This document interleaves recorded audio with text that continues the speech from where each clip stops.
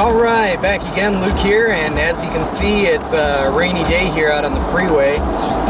Cars were backed up for quite some miles. It looked like there was a lot of police out here on the road too, so something must have happened, but figured, hey, what the hell, since I'm going pretty slow, I can hold the camera and drive at the same time.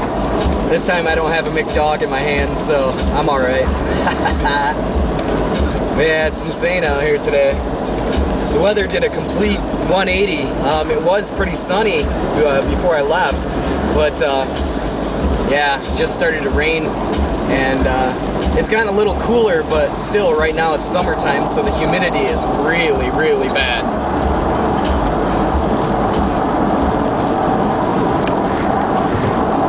Still, nonetheless, got another driving video. Interesting enough, you can see these two signs here. One of them says, the left-hand lane says like slow lane, right lane says fast lane, but in some cases, like especially when it's rainy outside, people just drive super slow.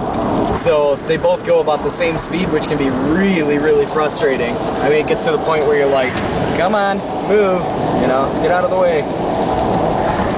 Well, what can you do though?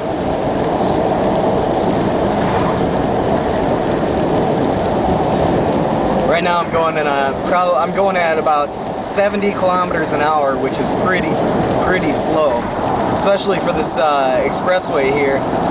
This thing usually you can do about, I don't know, you can get away with about 120 on this. In the rainy time, usually most people will do probably at least a minimum of about 80, but today it's really slow. Don't know what's really going on here, but maybe a lot of people just out getting off of work, I don't know, going for lunch, something. It's about, I don't know, a little bit after 1 o'clock right now, so. Starting to speed up a little bit here. But yeah, I went to Hard Off and I picked me up some stuff. I got a good bag full of goodies, and when I get home I'll make a video of that as well.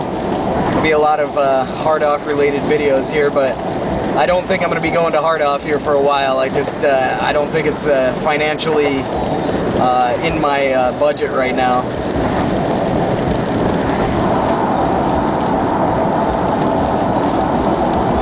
Woo, come on, let's go.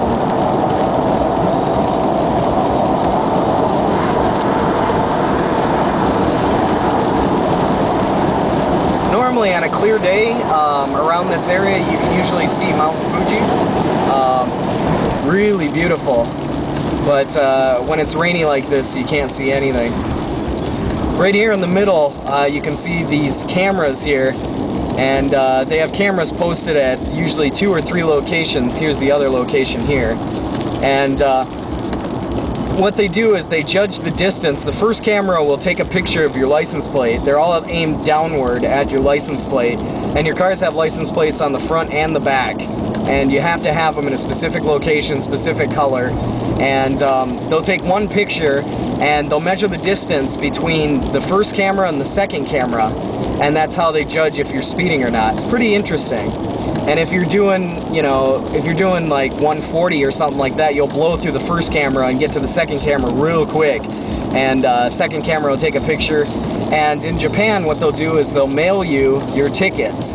It's wild. It's like the police on the freeway or on the expressway here, you don't see them very often, but what they'll do is once they take a picture of your license plate, they'll send the ticket to your home, and you'll have to pay for it. And if not, then they'll send somebody to your house to pick you up and take you to jail. Pretty wild concept. They're trying to make things, I guess, as easy as possible without having to do as much work. So, traffic's slowing down again. Now we're at a crawl. This is about 50 kilometers an hour right now.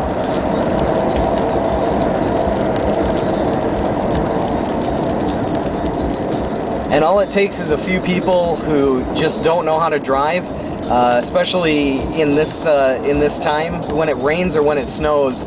Just people, I kid you not, they'll drive so carelessly, it's ridiculous. And it's not carelessly like fast careless, it's like slow and careless. Like they'll do about what we're doing right now, which is about 30 kilometers an hour, and they'll nail the brakes every time, you know, they think they're going too fast, and it's really scary to be out here on the roads like this because people just don't know how to control their cars. Not like back home where, you know, if it snows, people know how to drive in the snow, they know how to drive in the rain, they're accustomed to it. Here in Japan, driving is not something that people do a lot, and it's not something people do every day, so when they get out on the roads here, it's really scary. There's also something in Japan, they have driver's licenses that have color coordination to them. For example, if you have a green license, that means you just got your driver's license and you're a new driver. If you have a blue driver's license, that means that you've kind of moved up to the second level. Either that or else you've made some mistakes and you can't go to the next level. The very last level of driver's license color is gold, and they call it a golden driver in Japan here. And the scary part is that you can advance with your driver's license even if you don't drive. So people get driver's licenses here who don't own cars, but gradually that driver's license goes to the next stage because of no accidents, no speeding, anything like that. So you got people out here who have a quote-unquote golden driver's license, which is supposed to be someone who knows how to drive and who's really good at driving, but then again, they've never driven a car before, or they rarely drive a car, so we really have to like be careful of the golden drivers, as they call it around here, because usually golden driver means never driven a car, and they're one of the most scary drivers around here.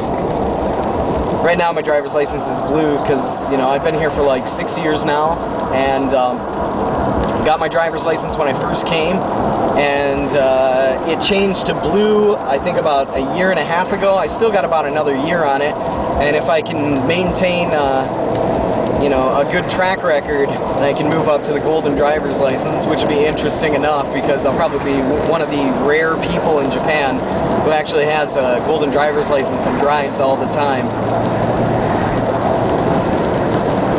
Also, I don't know if you can see through the camera here, but everybody's license plate has numbers on it.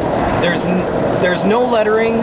They're not allowed to use lettering at all, but phonetically, sometimes they spell out their names. I don't know, I probably mentioned this in another video, but sometimes you'll see like dash marks, and then at the end you'll see a 2-digit number, for example, like 11.